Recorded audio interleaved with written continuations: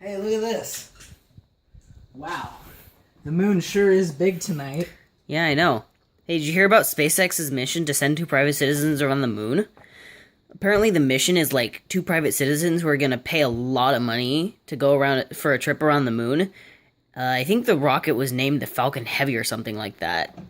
Let's see, the mission was like a week long and they were going to go like 300,000 miles. Wow, that sounds cool. Yeah, I think I heard about that.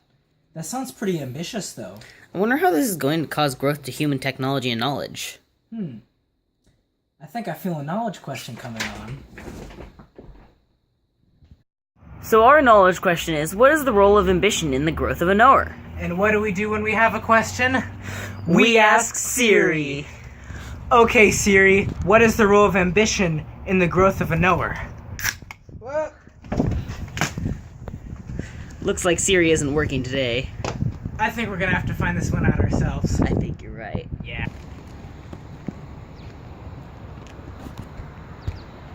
Before we get too deep into this, let's define our terms. For this discussion, the definition we will use for ambition will be a strong desire to do or to achieve something, typically requiring determination and hard work. And when we say growth of a knower, let's call it when someone gains knowledge that could change their point of view in a positive way. Alright, let's dive in. Now that we've defined our knowledge question, let's go a little deeper, shall we? Yeah, let's do that. So our main knowledge question is basically asking how ambition can lead to growth. Yes, but another thing we need to determine before we can fully answer this is the magnitude of that growth.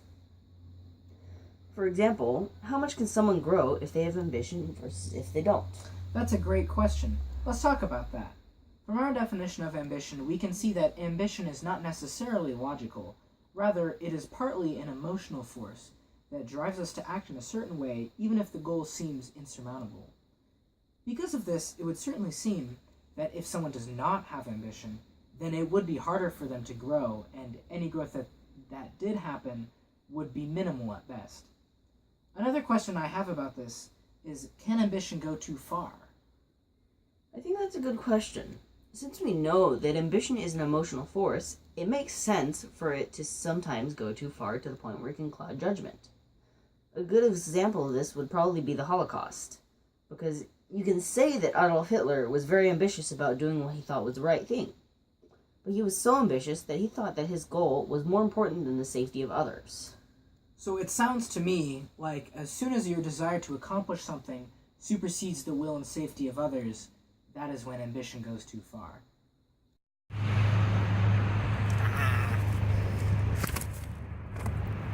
Come on, really? But is that really when ambition goes too far? It's not as if Hitler killed 11 million people and suddenly he had gone too far.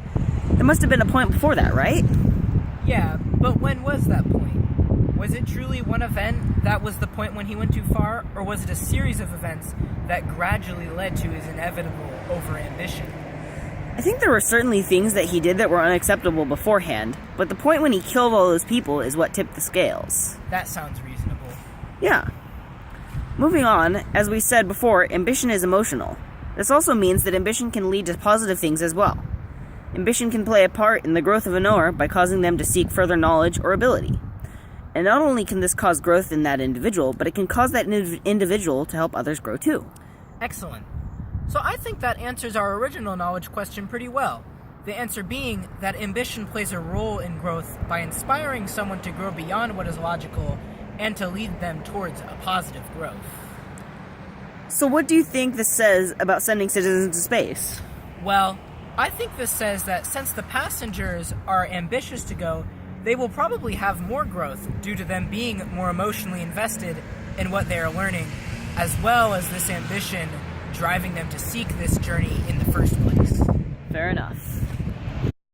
Gibson, you know something else we could do to decide whether or not ambition leads to positive or negative growth? What could we do? We could experiment with it ourselves. How do we do that? Well, you know someone I've always looked up to? Who?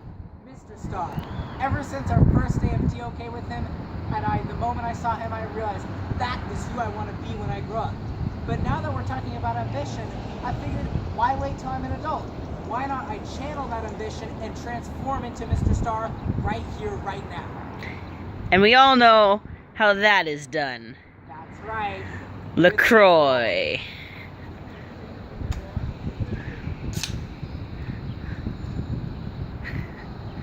Oh, this is nasty. Oh, I can do it. Oh, oh, oh, oh, oh. I can do it. There's one. That's one down. Oh. 8 more to go. I gotta drink this whole thing. Oh. Oh. I can do it. Keep going. It hurts so bad. So was this a smart idea, or are you really regretting this? Oh.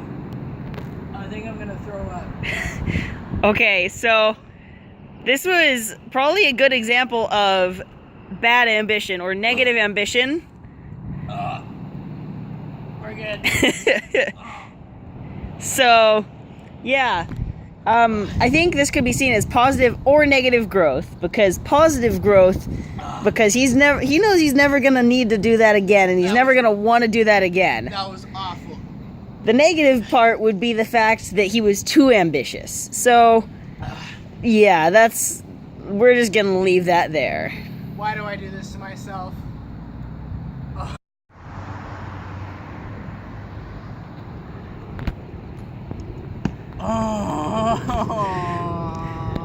So, kind of to recap what just happened, Chunky's in a lot of pain right now, and I hate IB. he hates IV. And to go back to our main question right now about positive and negative growth in ambition, Josh is really regretting his choices right now, and I'm gonna say that this is a double-sided coin. Negative. It's all negative. It's all negative. okay. For the sake of our video, though, we're gonna talk about the fact that it's kind of both, because on the negative side, you're never gonna do this again, and that's where your ambition went too far. You're never gonna want to be Mr. Starr again. You're never gonna want to drink LaCroix again. Never. This was a bad experience. However, there was positive growth in this as well, in the fact that you learned that you don't want to do this, and that this is not a good idea. So there's positive growth there as well. And I think that's about all we have to say about that. Alright, now that we've discussed our knowledge question, it's time to find some implications. Wait, Chunky, no! I know what I'm No! doing. Okay. Wait, no! Oh, that equals...